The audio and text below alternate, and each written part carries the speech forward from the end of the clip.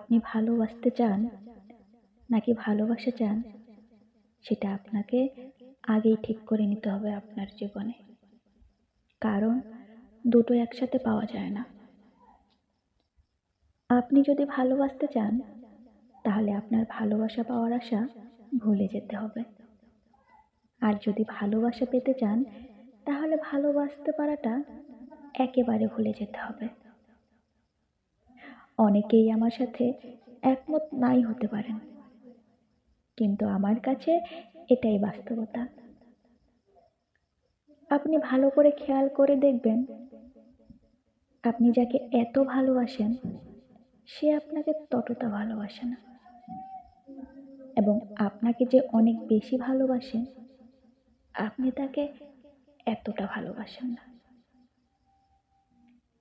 আর পৃথিবীতে সবচেয়ে বেশি ভালোবাসা পেয়ে থাকে ভালোবাসতে না জানা মানুষগুলো।